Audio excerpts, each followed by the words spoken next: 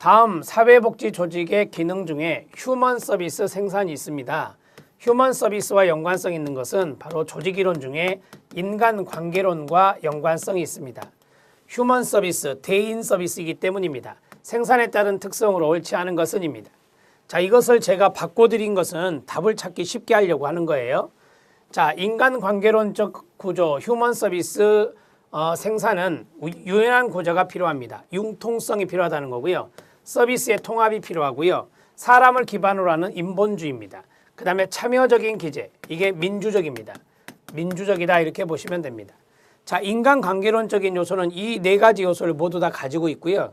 자, 관료제적 구조 아닙니다. 관료제적 구조는 고전 이론에서 추구하는 거죠. 즉 관료제론에서 추구하는 거예요. 그래서 5번이 잘못됐다 이렇게 보시면 됩니다. 자, 관료제적 구조를 다른 말은 계층적 구조라고 합니다. 계층적 구조 이런 거 나오면 바로 고전 이론이다 이렇게 생각해 주시면 되겠습니다.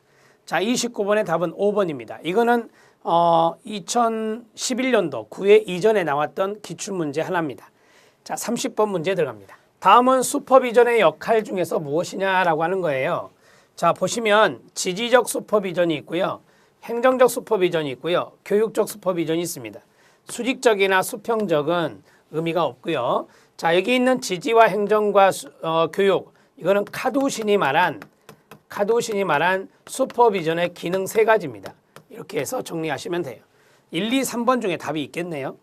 자, 볼게요. 사회복지사에게 업무를 질적 양적으로 잘 분배하며 업무 분배네요. 자, 기관의 행정규정에 대한 정확한 이해를 돕는다. 또한 의사소통 체계 연결이나 직무 수행의 책임성 부여나 사업평가나 사례 배당이 나왔어요. 제가 이론에도 많이 강조했던 게 이거죠. 사례 배당, 업무 분담 등을 통해 행정적으로 하급자에게 지시하고 지도하는 것이다. 답 보이죠? 행정적 슈퍼비전입니다. 2번이 답이 되는 거예요. 자, 지지적 슈퍼비전은 소진을 방지해 주는 거고요. 교육적 슈퍼비전은 능력을 향상시키는 거예요. 능력을 향상시키는 것이 바로 교육적 슈퍼비전이죠. 행정적 슈퍼비전은 사례 배당이라든지 직무 규정에 대한 이해라든지 아니면 아까 말씀드렸던 업무 분배 이런 것들이 여기에 들어갈 수 있다. 자, 답은 2번입니다. 30번 문제는 쉽게 풀 수 있습니다. 31번 문제 들어갑니다. 자, 31번 문제 별표 인사관리가 나왔습니다. 인사관리에 활용되는 개념의 연결 중에서 옳은 것은입니다. 자, 직무기술서가 있고요. 직무명세서가 있습니다. 직무기술서와 직무명세서의 차이점은 기술서는 직무 요건을 쓰는 거고요. 그 다음에 명세서는 인적 요건을 쓰는 거라 그랬습니다. 생각나셔야 되는데요. 주로 모집과 선발에 사용되며 인적 요건이 나오죠. 근데 기술서가 아니에요. 기술서가 아니라 명세서가 들어가야 돼요. 앞에. 그 다음에 직무 명칭, 직무 개요, 장비 환경, 작업 활동 다 직무 요건이죠. 명세서가 아니라 기술서에 쓰는 거예요. 그러니까 직무 요건은 기술서, 인적 요건은 명세서. 확실히 구분하시기 바랍니다. 자, 직무 확대가 있습니다. 직무 확대는 일이 늘어난 거예요. 양적인 확대입니다. 일이 늘어난 것이에요. 양적인 확대. 이거를 우리가 일감이 늘었다 그래서 자, 내가 어떤 일을 맡고 있는데 내가 같은 동급의 일을 더 맡는 거예요. 그래서 수평적 직무부하라고 그래요. 수평적 직무부하. 이것을 우리가 무엇을 한다? 확대라 해요. 그런데 질적인 변화를 준다고 그랬잖아요. 질적인 변화가 아니라 양의 변화예요. 그래서 질적인 변화를 주는 것은 직무 충실이죠. 직무 충실이 바로 3번 지문의 오답 노트가 됩니다. 자, 직무 순환입니다. 직무 순환은 일을 돌아가면서 하는 거거든요. 작업자들에게 기능의 다양성을 증가시키는 게 직무 순환 맞습니다. 4번 지문 옳고요. 자, 직무 충실입니다. 수평적 직무부가 나왔고요. 직무의 양적 증가 나갔어요. 그럼 이거는 직무 확대가 되는 거예요. 직무 충실이 아니라 직무 확대가 된다. 자, 직무 충실은 질적인 개선입니다. 질적 변화예요. 질적 변화이고 그 다음에 슬래시. 자, 윗사람 상급자의 일을 내가 맡아요. 그러면 질적인 변화잖아요. 상급자의 일이니까. 따라서 이것은 위에서 아래로 내려오는 수직적 직무부하입니다. 수직적 직무부하 이렇게 정리하시면 됩니다. 이론에서 다 말씀드렸던 겁니다. 자, 이것도 틀렸죠. 직무 확대가 돼야 된다. 이렇게 해서 오답 노트 드렸습니다. 답은 4번이 됩니다. 31번 문제는 시험에 나올 확률이 높은 거예요. 직무기술서, 직무명세서, 직무확대, 직무충실, 직무순환 정확하게 5개의 개념을 잡아주시기 바랍니다. 32번 문제 들어갑니다. 자, 32번 문제는 사회복지행정의 관리적 차원의 내용에서 옳은 것은입니다. 자, 별표 쳐야 되겠죠? 자, 우리는 시험에서 행정에서는요, 조직관리란 게 있고 재정관리란 게 있고 인사관리가 있고 정보관리가 있어요. 상당히 중요한 관리 파트들입니다. 이것들을 지금 박스 문제로 해서 4가지를 착 정리했는데, 자, 보시죠. 조직관리의 인간관계론이란 게 있어요. 신고전 모형이라고도 하고요. 이는 폐쇄적 관점에 의거한다. 맞아요. 인간관계론은 환경을 고려하지 않거든요. 환경을 고려하지 않기 때문에 폐쇄적 관점에 의한 거 맞습니다.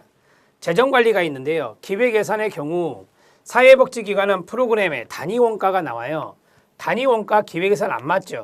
단위원가를 산정하는데 프로그램 단위를 정하는 것이나 원가 계산이 쉽지 않다라고 했어요. 단위원가 나왔다 하면 성과주의 예산이라 그랬죠. 성과주의 예산 또는 기능적 예산이라고 하는데 대표 용어가 성과주의 예산이니까 나번 지문은 틀렸어요. 인사관리입니다. 3가지 아시죠? 성과, 개발로 보상받았다. 이렇게 외우라겠죠. 성과관리나 개발관리나 보상관리 3가지로 구성되는 게 인사관리입니다. 이거는 별도로 시험에 출제된 적도 있잖아요. 정보관리입니다. 2012년부터서 보건복지부는 사회복지통합관리망, 일명 사통망인데요. 사통망을 구축한 것은 2010이에요. 사통망 2010 이렇게 외우라겠죠. 2012년부터 출범한 건 희망복지지원단이고 사통망 구축은 2010년입니다. 이렇게 정리가 되죠. 그러면 나와 라가 잘못됐죠. 가와 다가 맞는 겁니다. 옳은 것 찾기니까 가와 다가 답이 돼요. 자, 정리가 됐죠. 자, 가와 다 2번이 답이 되겠습니다. 자, 32번 문제 해결해 드렸고요. 33번 문제 들어갑니다. 자, 33번 문제 박스형의 문제인데 이 문제는 별표 치셔야 되고요. 연결이 옳게 된 것은입니다. 앞에를 보십시오. 구조상황이론입니다. 상황 동그라미, 정치경제이론이 있습니다. 정치경제 동그라미, 제도이론, 제도의 동그라미, 조직군 생태이론, 생태의 동그라미. 지금 제가 동그라미 친 것이 힌트인데요. 이게 바로 이제 개방체계 이론들입니다. 이 4가지 모두 다 개방체계 이론들이라고요. 환경을 고려한. 그러면 구조상황이론 같이 읽어요. 시작. 조직 환경과 조직 구조의 적합성이 조직 구조의 구조의 동그라미 칠게요. 구조의 적합성이 조직의 성과 생존에 중요한 영향을 끼친다. 구조 상황 이론이죠. 이게 적합성이라는 단어도 중요한 의미가 있어요. 맞습니다. 구조 상황 이론에서 가장 중요한 내용이거든요. 정치 경제 이론 들어갑니다. 조직과 환경 간의 상호작용이 자, 환경이 들어갔죠. 개방 체계라고 했어요. 조직의 내부 역동적 관계에 미치는 영향들에 초점을 둔다라고 했습니다. 조직의 내부 역동적 관계 하면은 우리가 이제 정치적 요소가 있고요. 정치적 요소가 있어요. 내부에. 그다음에 경제적 요소가 있어요. 정치 경제 이론이잖아요. 그래서 정치적 요소는 조직의 어떤 안에 권력적인 측면이 있어요.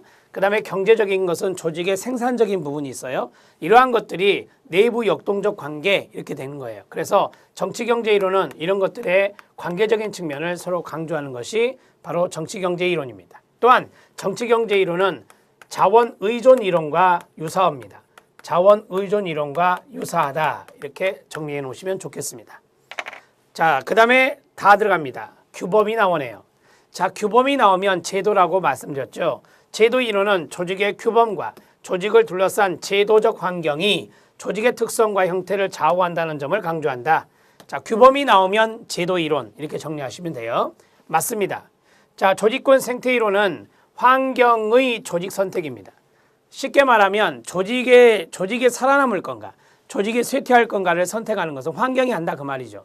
그래서 환경의 조직 선택이라는 환경 결정론적 시각으로 같이 읽어요. 시작. 환경적 욕구에 부합하는 조직만이 뭐한다? 생존한다. 그래서 우리가 이거를 진화론적 관점이라고 하죠. 적자생존.